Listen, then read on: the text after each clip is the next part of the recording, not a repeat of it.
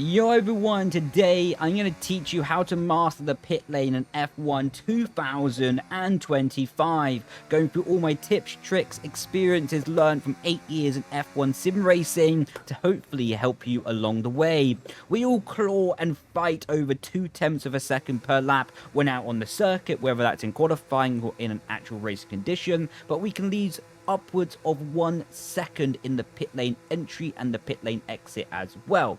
So I'm going to be covering this video to try and hopefully help you along the way in mastering a very underrated segment of the race performance. So with that being said, let's get straight into the heart of the video. So to kick things off, we're just going to drive around the circuit one time while I'm introducing sort of my tips and tricks to the pit lane. Then we're going to go into the pit lane here in Silverstone and just show some of those examples in a live situation. So first of all, really what I advise is to be thinking about a very consistent marker when going into the pit lane, because it's a constantly evolving thing. You know, like when you're going into the pit lane, you're going in probably with really worn tires, going in with a different fuel load compared to the last time you did it by a significant chunk of a race distance as well, and or the rain might be dramatically affecting the grip available to you. So really it's something that you can't adapt to. You're more predicting what's going to happen, whereas when you're on circuit, you have every lap to be feeling the tires degrading, the fuel going off,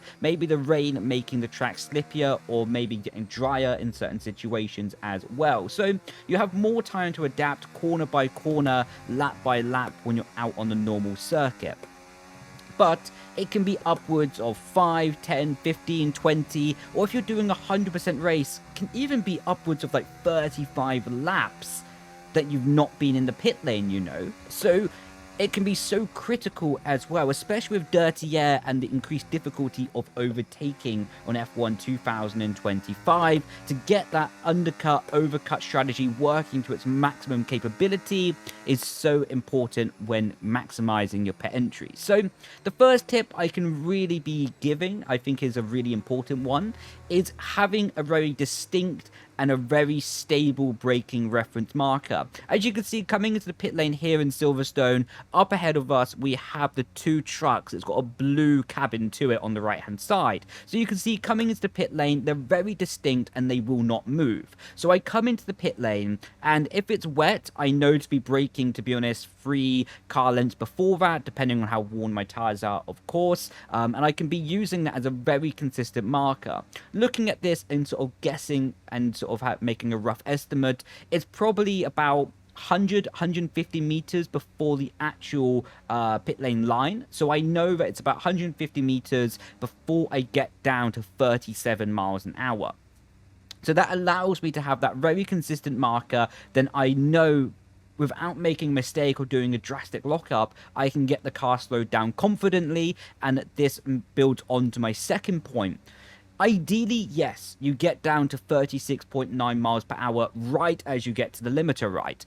But actually, that's not realistic. It's not really that consistent. What I advise is when you're in the braking zone, engage your pit limiter, and then you can go down to the speed that you're looking to get to, and then accelerate back up to your pit limiter to be consistent with it, you know? So we're quickly just going to do a flashback here so we can go back into pit lane.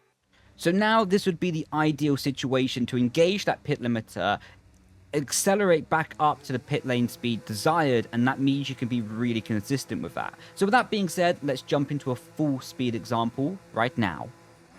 So as you can see now, building up to our full speed example, an underrated tip, in my opinion at least, is engaging the pit lane limiter with your right hand. So setting up on your wheel rim on the right hand side. The reason this is quite important, so then you can be downshifting with your left hand and you can be maximizing your functionality and allowing yourself to focus on what's important in getting the car slowed down. So looking for a braking reference, slowing the car down, and then engaging the pit lane limiter and accelerating back up to the speed that we desire. So just going through that in replay mode, as you can see right now, we are also just going through this and now speaking through it. So you can see, go to our truck, engage the brakes, and now braking down to the speed, engaging the limiter, and accelerating back up to that as well. Let's take a look at that in the cockpit camera. So you can see Just going through this a little bit more slowly now in the cockpit camera, so you can see the miles per hour on the left-hand side of the steering wheel. And now you can see we get to our truck, we engage the brake pedal, we're starting to slow down right now. As you can see, the miles an hour are going down. Of course, we're going down through the gearbox. We're slowing down the car very aggressively, and now you can see we're getting right up to the line, and we are now underneath 37 miles an hour, very close to the line. This is really on the limit, to be honest, but you can see once we realize that we're underneath 37 miles an hour, then we're able to engage the limiter and speed back up, going up to the line, and knowing because the limiter is engaged, we will not get a speeding in the pit lane penalty, and that means that we can go in with the maximum attack. Like I say, the perfect situation and an ideal world, you would just be at 36.9 miles an hour right where you get to the line, but that's not realistic and it's not really recreatable from time to time. But of course, I really feel like this is a bit more recreatable and something that you can do depending on how much risk you want to take and how much lateness you want to be on the brakes. This is an approach that you can recreate, and of course this depends on how much risk, you know. If you really want to be super risky on the brakes, you can go as late as I just did right there. But if you want to be braking slightly earlier, you can see instead of braking right at the trucks, we're going to do an example of braking a bit before the truck, slowing down the car a bit more calmly. And now you can see there's much less risk involved, slowing down the car and speeding it back up. But again, that was a pretty quick pit entry, all things considered, and just going through that one more time again in the cockpit camera, so then it's a bit easier to see the speedo on the top left hand side of the steering wheel. You can see braking much earlier this time, probably 40-50 meters before, so going down the gears, no locking up. You can see pit lane limiters already engaged on the steering wheel, and you can see we speed back up to 37 miles an hour, and that was pretty good. I would say that's a level where I'm not really risking anything. Let's say I already have a gap to the car behind, what I'm not risking them to close into my DLS detection zone on, or I know that I'm not being undercutted in the race, then I can do a pit lane entry that has much less risk involved and be maximizing it in that way, you know. So yeah, with that being said, that's been the pit lane entry in a quite traditional, quite easy pit lane line like Silverstone. We're going to quickly cover the pit lane exit and how you maximize it there, then move over to a different track and a different example. So now we're going to be speaking about the pit lane exit. Of course, this is in a practice mode, but to be honest, it applies the same logic as you would do in a normal race. What's really important about getting off the pit lane limiter, to be honest, is spamming the button. There's no penalty in the game for how many times you press the button, so just spam that button as much as you can. And then as soon as you get over that line, the game will just disengage it for you, you know, because you're just spamming it, and it'll mean that you can get off that limiter ASAP. Another thing that's quite important is to keep the car in the medium ERS mode. If you have it in none, yes, you'll get less wheel spin, but then you also won't get the maximum power delivery. So you can see medium ERS mode. Right now, I'm already started to spam the battery, hold about 20% on the throttle, and now you can see just going up. I held a bit too much throttle there. It was actually closer to like 50, to be honest, looking back at that. But you can see, just going through that in the replay mode, as soon as we get across the line, the pit limit disengaged. We got a kicker wheel spin just because I had too much throttle on. So let's go about that and go about that again and have less throttle engaged, probably going down to, like I say, 20-30% for the hard compound tire. And of course, if you're going out on the soft compound tire or even the mediums, the more grip your tire should have, the more throttle you can apply. The less grip you should have, the less throttle you apply. You know, if you're driving in the rain, of course, you're going to lose less throttle than driving in the dry. So let's take a quick, sneaky flashback at that. Much less throttle this time, medium ERS, and you can see building the throttle up this time. And that was a little bit conservative, but still the point still stands. Was able to minimize wheel spin on that situation and get back out on track in a nice way. Additionally, what helps you is if you are already in the medium ERS mode, if you're coming out to battle with cars, naturally you would engage your overtake button. But if you go from overtake button to none ERS, it's going to be quite hard to go side by side and carry the momentum battling the rival car. Whereas if you turn off the ELS mode with the overtake button and go straight back into medium, naturally because yours already there, then it's going to make it much easier to maybe attack or defend your position in whatever situation you're in. Let's head over to a much more difficult track with the pit lane entry. So as you can see, we're here in Jeddah, and yeah, I think, to be honest, this might just be the most difficult pit entry on the F125 game, because it's very curved. You actually have a chicane while going into the pit lane, then immediately followed by engaging your pit lane limiter.